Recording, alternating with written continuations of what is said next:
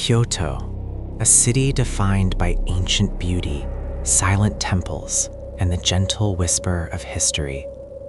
But beyond the famous paths, where the bamboo forests thicken and the mountains ascend into permanent mist, there are places the maps try to forget. Places where history wasn't kind and the stillness holds secrets too heavy to bear.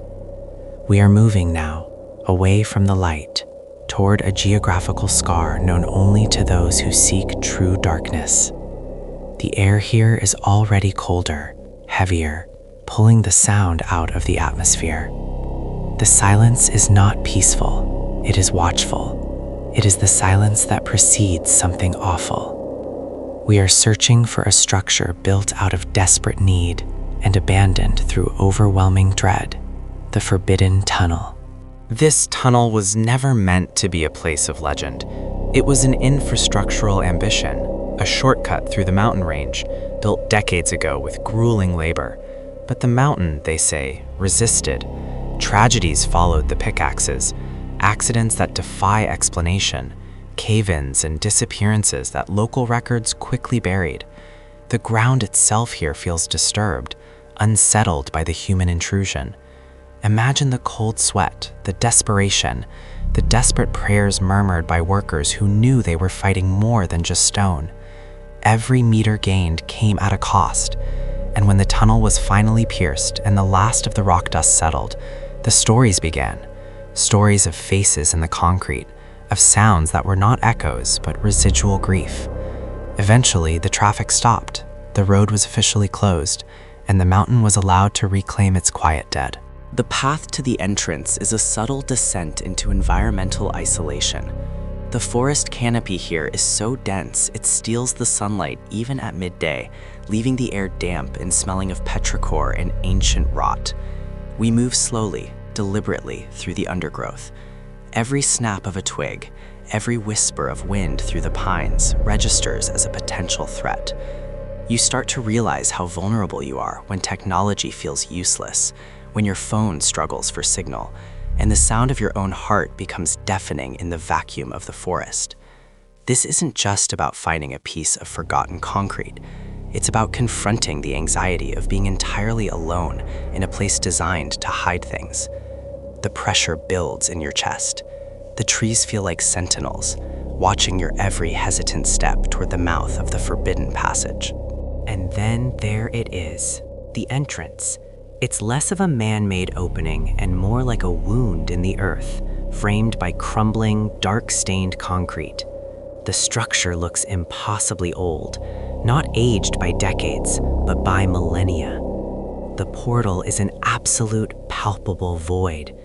Even standing meters away, you feel the gravitational pull of the darkness, an unnerving sense of thermal difference where the hot, humid air of the forest meets the perpetually frozen air exhaled by the tunnel's maw. Moss and black mold drip down the keystone arch, looking like weeping sores. There are rusted iron bars half-heartedly blocking the path, twisted like desperate fingers trying to hold back something released long ago. It's an immediate, chilling certainty. You are standing at the boundary between the world of the living and a place where the rules of light and time do not apply.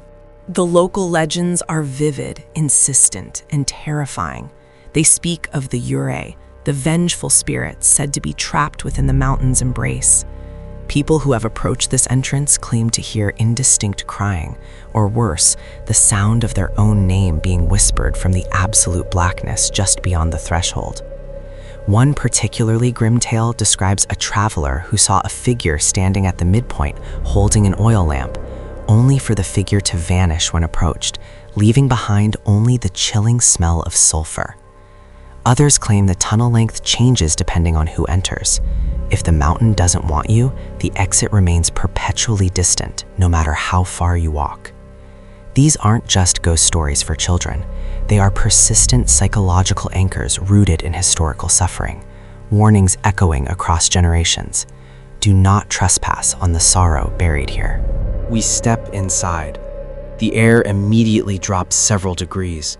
hitting with a damp, mineral chill that seems to cut through clothing. The transition from the subdued forest light to this absolute blackness is shocking.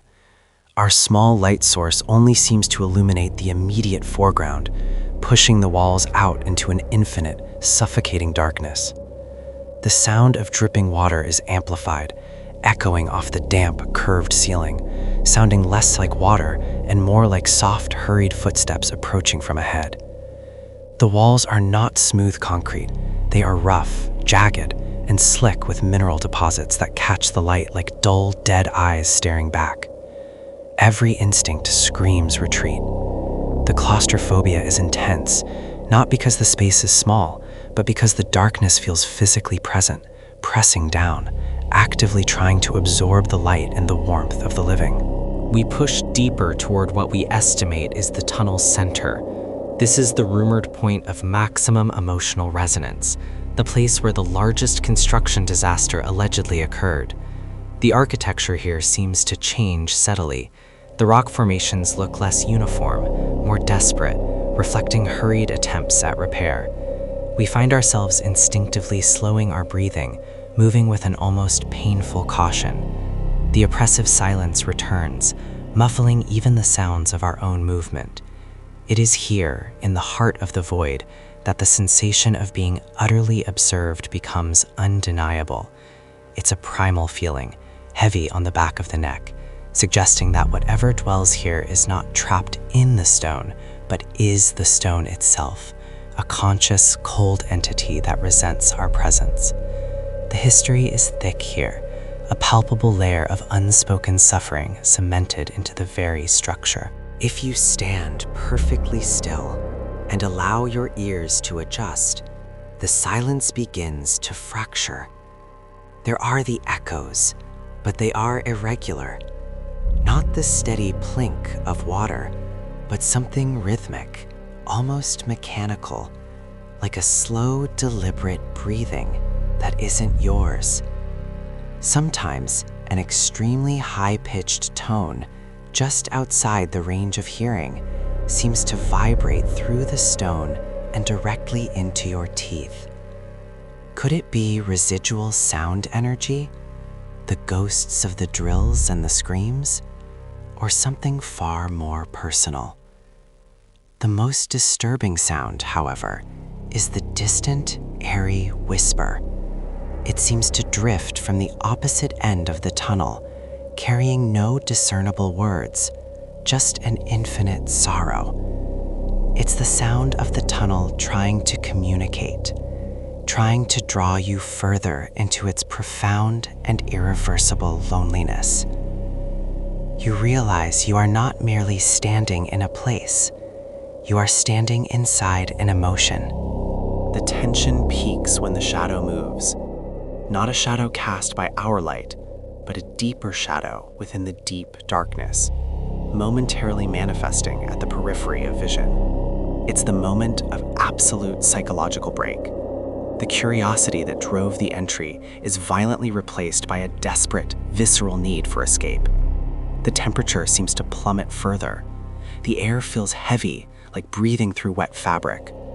The feeling of being watched intensifies to the point of physical pain, and the whispers seem closer, less distant, perhaps right behind you. The slow burn structure of this place achieves its terrible goal. It pushes the mind past rational endurance. You don't question what is real anymore. You only know that you must not remain in this confined space for another second. Every survival instinct overrides the need to document. The tunnel has claimed enough time. The retreat is chaotic, frantic. Moving toward the distant speck of natural light at the entrance feels like climbing out of a vast, wet tomb. The desperation fuels the speed, but the tunnel walls seem to accelerate alongside you, blurring into streaks of cold, damp stone. The sound of our shoes scraping on the grit is the only reality we cling to. Every step is an urgent prayer. As the light grows, the oppressive cold recedes, but it leaves a profound chill in the bone, a residue that feels metaphysical rather than physical. We break free of the threshold, stumbling out into the relatively bright, albeit still misty, forest air. The contrast is jarring, the sound of the distant cicadas, the smell of living earth flooding the senses. But the relief is incomplete, tainted by the heavy realization that something followed us out, something invisible, clinging to the shadow we carry. Sitting now, safely outside the immediate influence of the stone structure, the reality of the encounter begins to set in. The tunnel is silent again, patiently waiting. But the experience lingers, a subtle headache, a ringing in the ears, and that persistent feeling of non-solitude. Did the atmosphere merely play on our expectations and fear of the unknown? Or was there genuine interaction with residual energy, with the sorrowful spirits of the past? In places like this, separating history from haunting becomes impossible. They merge into a single cohesive darkness. The tunnel is a monument to what happens when human ambition clashes with geological permanence and historical pain.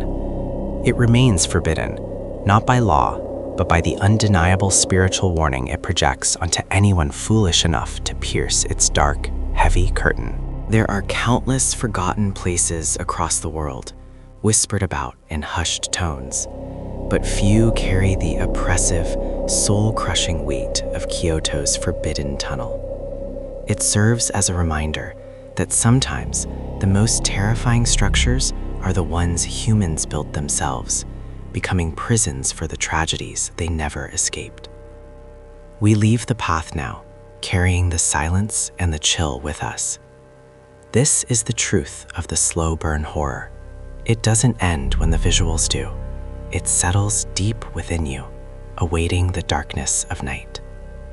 If you felt that cold dread travel through the screen, remember to let us know in the comments below. And please, don't forget to like and subscribe for more updates on places we were explicitly warned not to go. Until the next journey into the darkness, be safe.